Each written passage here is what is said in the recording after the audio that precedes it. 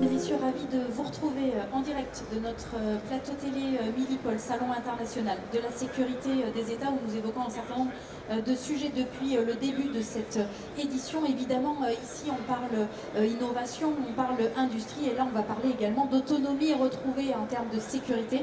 On a l'immense plaisir d'accueillir Marc Darmon. Merci beaucoup. Bonjour. Merci Marc d'être avec nous sur ce plateau, président du comité stratégique de filière nationale, également président du GICAT. Ensemble, on revient évidemment sur le grand sujet de l'industrie de sécurité, de la question de l'innovation. Quels sont les principaux enjeux aujourd'hui auxquels doivent faire face, auxquels se préparent les industriels de sécurité? Merci Mélanie. Il faut comprendre que l'industrie de sécurité, c'est une filière industrielle en France qui est très particulière. D'abord, c'est une des filières qui a le plus de valeur ajoutée nationale, c'est-à-dire qui garde le plus l'ensemble de ce qu'on lui commande sur le territoire national. Ensuite, c'est une filière dans laquelle on est leader mondial incontesté. Derrière les Américains et les Chinois, on est sans aucun doute devant les autres Européens, devant les Israéliens en termes de technologie, en termes d'offres, et je dirais presque plus important en termes de référence. C'est une filière industrielle évidemment au cœur de la souveraineté sur les sujets régaliens. Bien sûr, nos clients ne sont pas que l'administration, ne sont pas que le ministère de l'Intérieur, aussi les grands opérateurs d'importance vitale, les grandes institutions, mais c'est une filière dans laquelle les clients ont toujours à cœur la résilience et la souveraineté. Mais je rajouterais que c'est une filière extrêmement technologique. C'est une filière technologique avec truffée d'innovation, on y reviendra, très exportatrice.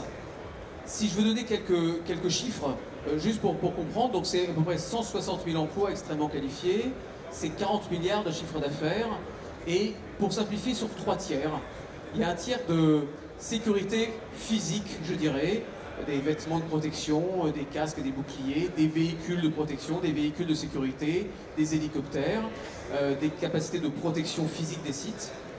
Il y a un tiers de sécurité numérique, identité numérique, vidéoprotection intelligente, contrôle d'accès, gestion d'identité, et un tiers de cybersécurité.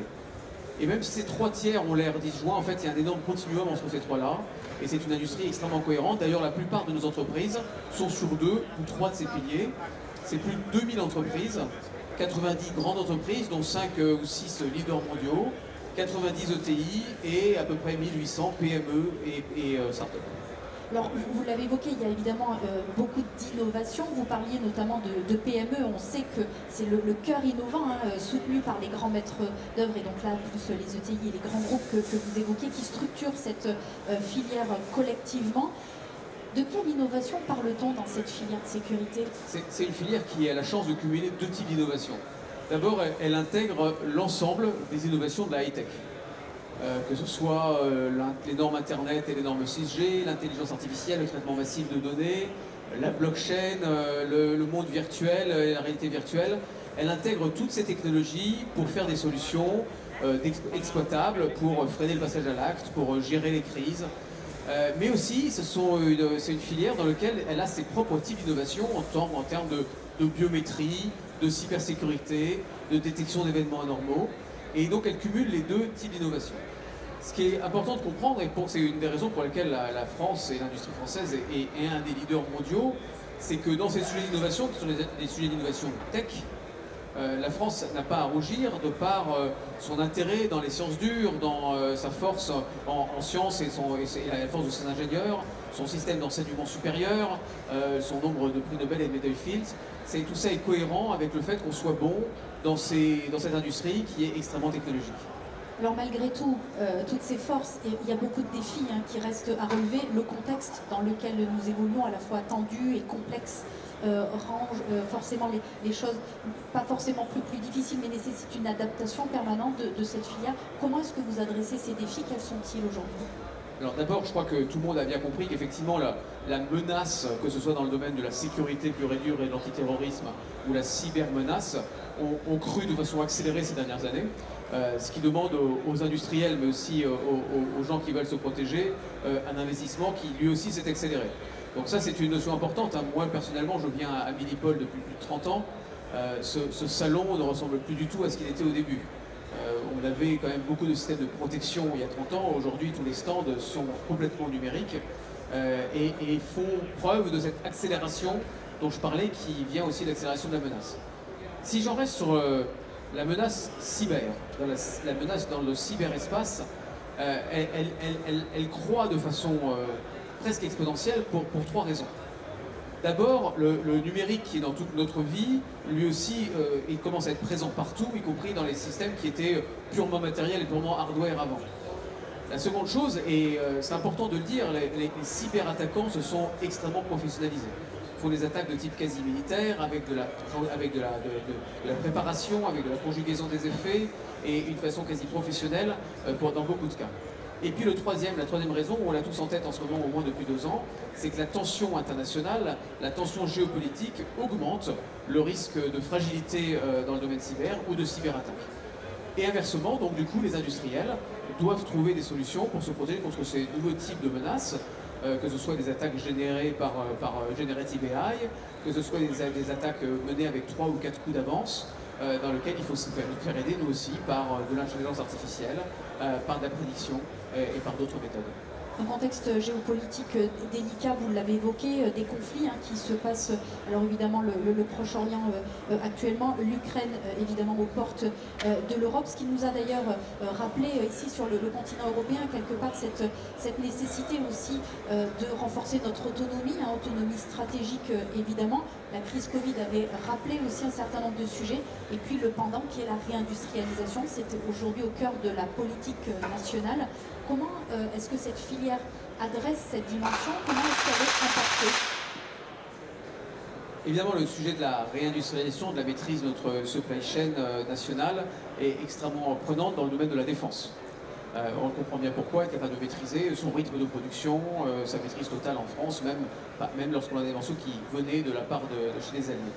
Dans le domaine de la sécurité, je l'ai dit, la valeur ajoutée reste très forte en France. Beaucoup d'investissements sont peu délocalisés et restent en France. Pour autant, on a changé de braquet, je dirais, dans le domaine de la réindustrialisation, de la maîtrise nationale. Et ce changement se voit dans le nouveau contrat de filière que nous avons en discussion avec l'État, qui devrait être signé sous peu. Vous allez voir comment. Le précédent contrat de filière que nous avons signé fin 2019, début 2020, traiter de sujets, je dirais, verticaux, de grands marchés importants dans lesquels la filière s'est structurée. Sécurité des grands événements et des Jeux Olympiques, cloud de confiance, sécurité des territoires, identité numérique, cybersécurité. Cette année, là, dans le nouveau contrat de filière que nous sommes en discussion et que nous allons signer sous peu, on a aussi des grands sujets, je dirais, verticaux de marché, comme avant. Sécurité de la santé, sécurité des PME, sécurité des grands événements, encore. Mais pour répondre à votre question, Mélanie, nous avons rajouté plusieurs sujets transverses, justement de résilience et de souveraineté. L'attractivité de la filière, pour être capable de maîtriser notre ressource humaine et rendre cette filière attractive. Sa féminisation. Nous repasserons à l'attaque dans le domaine de la normalisation, pour être sûr que nos industriels, qui sont leaders mondiaux, ne se fassent pas déborder par des normalisations poussées par des concurrents. Nous investissons aussi beaucoup dans l'export et la chasse en meute, avec relation avec les pouvoirs publics pour être capable d'intervenir en amont sur la détection de marché export. En fait, on a rajouté quelques sujets, je pourrais en citer d'autres, l'intégration de l'innovation et bien sûr la transition écologique. On a rajouté des sujets transverses que l'on n'avait pas mis au début, il y a 5 ans, pour être vraiment concret sur des marchés précis, et que l'on a considéré qu'il était important de mettre aujourd'hui, qu'on veut construire une base industrielle, souveraine, résiliente, forte, au-delà évidemment de la réponse à des marchés particuliers. Alors vous l'évoquiez à l'instant, des sujets transverses. On a coutume de dire que celui qui fait la norme et les standards maîtrise le marché. Et puis tout de suite après, vous parlez de l'export. Et donc on a finalement envie de vous demander, Marc Darmon, comment est-ce que cette filière nationale compte adresser et gagner de nouvelles parts de marché à l'export, compte tenu notamment des champions dont vous parliez, dont on dispose aujourd'hui? Donc je l'ai dit, la filière elle est faite de grands groupes leaders mondiaux et d'un tissu gigantesque de PME, de start-up, de monde académique que beaucoup de monde nous envie. S'il y a bien un domaine dans lequel la dualité grand groupe PME est positif et ne peut recevoir que des louanges, c'est bien le domaine de la sécurité. Les grands groupes qui tirent les PME à l'export, qui utilisent leur capacité d'innovation et de réactivité et de rapidité, et les PME qui ont besoin des grands groupes justement pour consolider, pour solidifier et pour être aussi tirés à l'export. Donc c'est un point important. Alors au J4 que j'ai la chance de présider, vous savez qu'on a une mission autour des expositions. Donc évidemment nous menons des expositions, l'exposition de Rosatori que tout le monde connaît, une exposition en Amérique latine, une exposition en Afrique. Mais nous faisons aussi, et je crois que c'est très important, nous fédérons des pavillons pour des PME ou des ETI qui n'ont pas les moyens de prendre un pavillon eux-mêmes, de prendre un stand et d'être présents quand même à EDEX au Caire, à IDEX à Abu Dhabi, ici à Milipol, dans lequel nous fédérons un pavillon J4, justement pour avoir le maximum d'entreprises présentes, y compris celles qui n'auraient pas eu la capacité de créer leur propre stand. Et donc nous sommes présents à Expo Defensa en Colombie, à EDEX au Caire, à IDEX à Abu Dhabi, et dans d'autres endroits grâce au J4, justement pour être sûr que des PME de Italie puissent bien être représentées. Marc Darmon, merci d'avoir été avec nous. Merci beaucoup d'avoir été avec nous ici sur ce plateau en direct de Milipol. Et bien entendu, je vous invite à continuer à suivre nos actualités puisqu'elles continuent ici en direct de Milipol toute la semaine.